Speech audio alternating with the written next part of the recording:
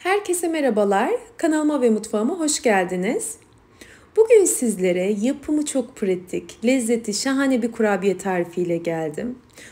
Bu kurabiyeyi hazırlayıp fırına vermek ortalama 5-10 dakika sürüyor. Gerçekten çok kısa sürede hazırlanıyor ve lezzeti muazzam oluyor. Yumuşacık dokusuyla çok beğeneceğinizi düşünüyorum. Kullandığım malzemeler açıklama kısmında mevcut. Bu arada beni hangi şehirden izlediğinizi videonun yorumlar kısmında belirtirseniz çok mutlu olurum. Hemen tarifimin yapımına başlamak istiyorum. Karıştırma kabına 2 adet yumurtayı aldım. Üzerine çok az miktarda bir çimdik tuz ekledim. Ardından yarım su bardağı toz şekeri ilave ederek karıştırdım.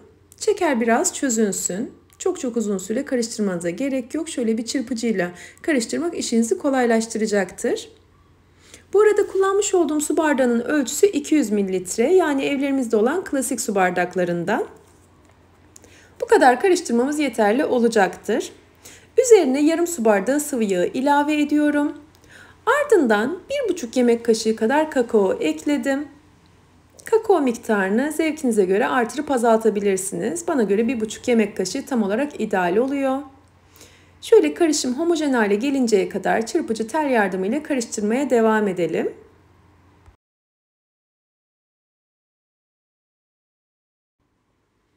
Sonrasında unu ekleyebiliriz. Toplam 1,5 su bardağı un ekliyorum. Unun üzerine 1 paket hamur kabartma tozu ve 1 paket vanilyayı da ekledikten sonra karışım aynı şekilde homojen hale gelinceye kadar karıştırmaya devam ediyorum. Kekten biraz daha koyu kıvamlı olması gerekiyor. Tam olarak kurabiye hamuru gibi sert dokuda da olmayacak. Birazdan sizlere yakından göstereceğim dokusunun nasıl olması gerektiğini. Şöyle çırpıcı telle karıştırmaya devam ettikten sonra tahta kaşıkla karıştırmaya geçiyorum.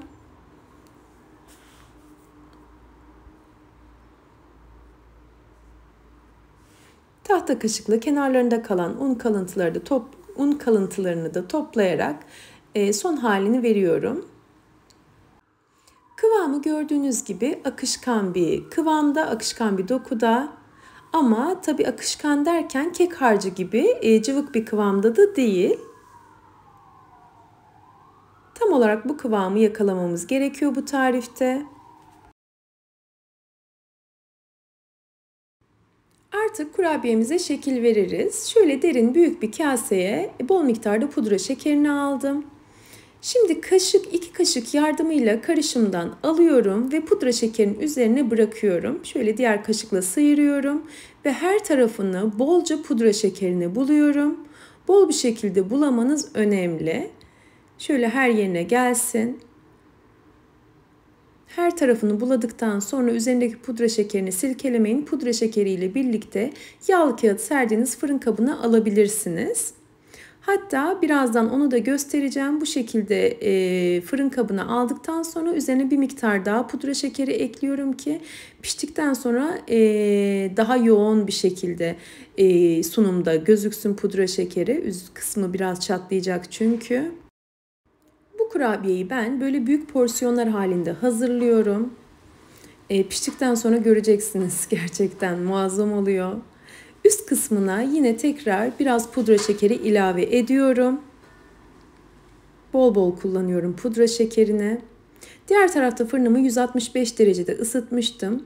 Önceden ısıtmış olduğum 165 derece fırında ortalama 14-15 dakika kadar pişirdim. Daha uzun süre tutmayın çünkü daha uzun süre tutarsanız sert olacaktır. Şimdi dokusunun güzelliğini göreceksiniz. Sıcağı çıktıktan sonra servis tabağına aldım ve yakından sizlere dokusunu göstereceğim. Yumuşacık oluyor, içerisi brownie gibi oluyor. Bir defa deneyince lezzet konusunda bana kesinlikle hak vereceksiniz. Biz ailecek çok beğeniyoruz bunu. Hazırlaması çok pratik. 5-10 dakikada fırına veriyoruz ve hemen çay demleninceye kadar servise hazır hale geliyor. Umarım tarifimi denersiniz ve beğenirsiniz. Eğer tarifimi buraya kadar izlediyseniz ve beğendiyseniz aşağıda yer alan beğen butonuna tıklarsanız çok mutlu olurum. Ve hala kanalıma abone değilseniz yine aşağıda yer alan abone ol butonuna tıklayarak yanındaki bildirim ziline basarsanız yeni tariflerimden anında haberdar olabilirsiniz. Yeni tariflerde görüşmek ümidiyle sağlıkla ve afiyetle kalın. Hoşça kalın.